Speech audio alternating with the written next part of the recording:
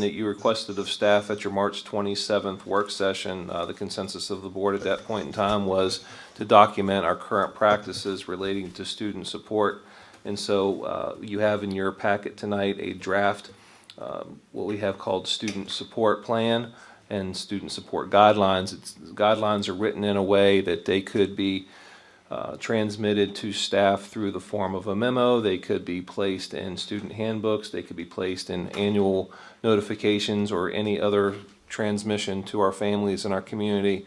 But what is referenced in that document is our current practice. We were asked to articulate that, and we have. You also have linked to your agenda the student support plan that is currently in place in our school division, and it is referenced in the guidelines enclosed in your packet. So we are happy to answer any questions that the board may have about our current practices or what is listed in your agenda this evening.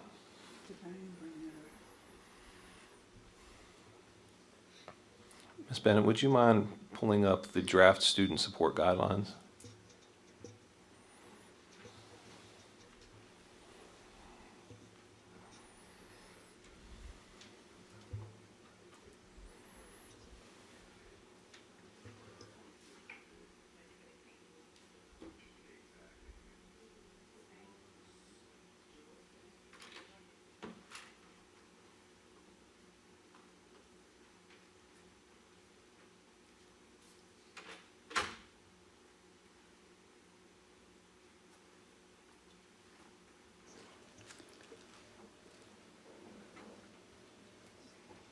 Any board members? Any comments? Any discussion? Yeah, Madam Chair, just a few observations. Unfortunately, I feel this falls short of the expectations for our community to have a policy issued by this school board. So I want to first let you know, as the sitting member on the board who has asked for that policy, I'll continue to advocate for that because I believe that that is in alignment with your expectations. The other thing is that this summary does not acknowledge that a student is not required to apply for a support plan. They may at will choose a bathroom that aligns to their gender identity. So there is no mechanism to prohibit or monitor that process. I've asked for that language to be added. I was accused of being discriminatory. The spirit of that language being added is not about being discriminatory, it's about being transparent. Furthermore, I had asked for language to be added that says at the end of the first paragraph at all school-sponsored events. Well, we know so far there are protections under student athletics. That is changing. Just last week we heard from the federal government that Title IX will be evolving. But just putting some expectations out there about participation in sports that may not align with one's biological sex. So some of these things have not yet been included, and I would ask that as this is still in draft form, we think about making those changes.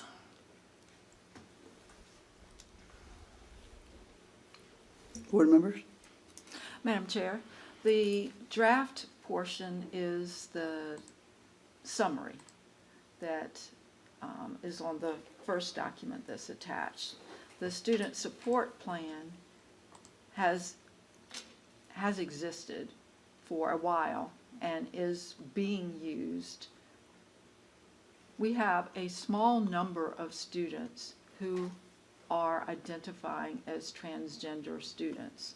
Therefore, we cannot express in a number how many students have a student support plan. That's called a small n. This does exist. It has been used. We also have a student support plan that students who are not transgender can use a similar form. This is how the administrators in the school operate the day-to-day business within the school buildings with their students and families who have needs that may differ from the traditional processes and activities in the school. This has been working. There's no reason that we need to create additional turmoil or chaos or generate attention on students who are trying to grow up, figure out themselves. We have rules to keep kids safe. We teach our children to be respectful. We teach our children to follow the code of conduct. And we saw plenty of photos this evening of our children within the school buildings. And I didn't see a one of them looking afraid or not happy about being with their classmates. This is what's happening in our school, and good things are happening in our school. This is a support plan, again, that exists and is working. It is not our job as school board members to make judgments about students when the parent and the student are working with the faculty and the administration as needed. Board members? Madam Chair, Mr. Newman? we had the opportunity to discuss this at length, March 27th. At the end of the evening, we were reluctant to come to any real conclusion because we were not looking at what had been in use or in writing. At this point, we have the draft guidelines and we have the student support plan that, to my knowledge, in some shape or form, has been in use for about 12 years. I felt comfortable with what was drafted by staff because it does not draw unnecessary attention to students, but it provides an opportunity for care for a student who may express that need, or we may come to understand that need. So I think this is a good first step. I don't know what may be added. You mentioned Title IX changes, and I read the articles as well, but we don't have that in final form yet, so this could have to change again in some way. But as a starting point, and to the point of transparency, anyone can now read what has been successful and successfully working with students. Here it is, and I support what we have had presented to us. Mr. Wright? Madam Chair, if I may. Dr. Raley, doesn't the VHSL set the rules for who can participate in athletics? Yes. Okay. And do we have any policy that addresses who can participate in athletics? If we were confronted with that question, we would follow the guidelines established by the Virginia High School League. Okay, so this is something, the participation, this idea that things may be changing it's handled by another agency entirely. VHSL governs this for all of the school systems, is that correct? I mean, Yeah. for all of the divisions within the state. That's correct, yes. Okay, thank you. Any other comments? Madam Chair, I just want to follow up a couple of things. Has been working. I'd love to know how well this has been working when no one knew about it and yet people are contacting me. Grandparents are coming to public comment period. Another grandparent was here on March 27th and said their sixth grader doesn't even go to the bathroom during the school day. The response from my fellow board members was, well, we have an anonymous tip line, the kids should just report it when they have a problem. The kids should not have to be burdened with that. We wonder about the mental health situation for our young people, and we want them to burden it. We don't need to protect any of the kids. They'll work it out for themselves. Make judgments. I'm not asking us to make judgments. I'm asking us to establish policy. Many other policies put forth by this school board direct the operations and practices within our schools. Actually, I would dare say all of them do. That's the purpose of the policies, is to govern what's happening within our schools. I also submitted a policy. You heard me speak about it 2 weeks ago. It was closely aligned to what Hanover has done. That was not an acceptable solution by my fellow board members, so it did not gain traction. But for the record, I want it to be known that I did socialize that.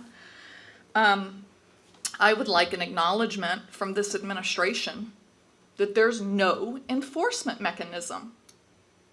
I want a public acknowledgement. If we're going to say it's working, then we also have to say we don't have a mechanism that requires a student to file a plan to gain access to a bathroom different than their biological sex.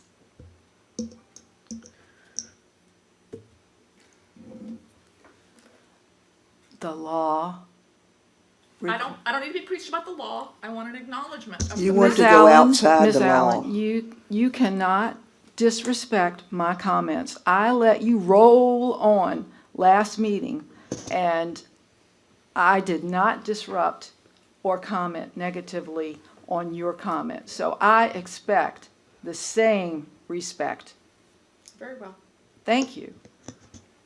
We discussed the Hanover policy, and we also heard from a lawyer. We spent county funds to hear from a lawyer to address your questions on this policy, okay? So I think that we have, from January, when you posted on your school board Facebook page, not your candidate page, your school board Facebook page, you posted a question which you seem to feel very innocent about. But the problem with that question is that you disrespected, number one, you disrespected this entire board. Remember that the only authority you have lies in the corporate action of the school board. You have no legal authority to act alone unless the board as a whole specifically delegates a task to you. So since January, we have been dealing with lengthened public comment times. We have been dealing with families feeling very, very worried about their children being bullied. We have had unnecessary attention on a situation that is not chaos or turmoil in our schools. You called me, you yelled at me on the phone, you hung up on me on the phone regarding your question about bathroom usage, okay? This has gone on a long, long time. We have incredible work to do in this school division. We also greatly respect the safety and privacy of every single student. There is work going on in the schools every single day. We heard from our administrators today some of the great work that they are doing to monitor students in the hall. You heard them make specific statements that should have given you some real information about what is being done to monitor what is happening in the school building. I'm not in the school building every single day. I visit a lot, and I do not see any issues during the school day. What happened in Loudoun County, as you noted in your phone call to me, that is terrible. What happened in Loudoun County is terrible. The behavior of the perpetrator was not a transgender issue, but an act of sexual and deviant behavior. Where was the parent in providing the needed support for this child? The incidents were compounded by poor decisions made by the school administration. Loudoun County School Board recently revised 3 policies from the special grand jury recommendations. None of these were in defiance of existing non-discrimination laws for transgender bathroom use. So a school division that had made major mistakes in how they moved a child from one school to another when there were behavior issues. They did not provide that student with any supports for the obvious issues. They did not change their bathroom policy against the law. And if you don't think the law is important in this county, you have not driven down any road in this county and seen all the support of our sheriff and deputy department. This county, the citizens of this county greatly respect the law, as do we. We follow the laws. We will not generate unnecessary expensive legal action. We need to move forward with our commitment to building a school environment that is responsive and conducive to learning. This policy is responsive and conducive to learning. Okay? We can disagree without being disagreeable. Our children thrive with stability. The importance of the relationships built with students, staff, families, and the community are critical to the work we do to facilitate optimal learning as we prepare children for the future. Academic, social, and emotional impacts require every adult to come together to foster a more hopeful future for our children. Can we do that, please? This guideline is working. I'm sorry that it does not meet every mark that you were looking for based on Hanover County and appointed school board's policy. But this is a guidelines. This is a guideline, and this is working. And yes, by law, a child could choose. But I have spoken with the nurses at the schools, and I will tell you that they do not see other children using other restrooms on any kind of regular basis. So those are actual people, adults in the school building, and they are aware of where the students are and where they're using the bathroom. They're using the bathroom. It is a bodily function that all human beings must do. We need to respect our kids. We set high expectations for their behavior. If something, yes, a child could misbehave in the bathroom. They could absolutely do that, but it wouldn't be, it would be a situation, a behavior issue that we would deal with all the policies and regulations out there. And frankly, after hearing more details on that past situation, I can see that we have some really good knowledge of where our children are during the school day. Thank you. I think your suggestions, Ms. Allen, would expose us to the possibility of being sued, and I am not in a position to recommend a policy that will set us up for a lawsuit, which would be extremely expensive, and it's in direct violation of the thing that happened in Gloucester County, and our attorneys have advised us of that. So why you keep persisting on adding something to our policy that would not work and would expose us to a possible lawsuit, I do not know.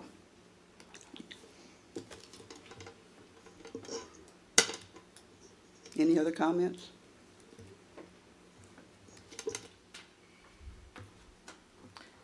Just a reminder that this is for information. Again, I trust our administrators. I trust the relationship that they have with our students and our staff. And yes, everyone's human, and yes, something could happen. We do everything we can to prevent that from happening, and we will deal directly with anything that happens. I am very sure of that. I appreciate all our families and our parents who do such a great job every day working with their kids. If we talk to them about bullying, I think that they are going to be responsible parents and talk with their children and guide them. I think that our families of children who have special needs, whether they be transgender or some physical need, I just admire them so much for being such courageous and loving family parents of their children. They are parenting every single day. They are loving their children like every other parent. We all love our children. We all want them safe, and we all want to continue to do what is best. Yes, the laws could change. Yes, we might have to change this support plan, and we will when that time comes.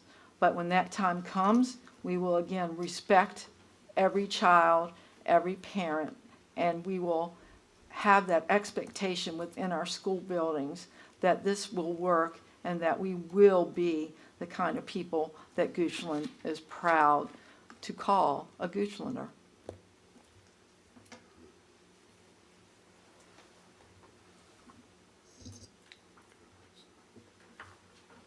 Anyone else?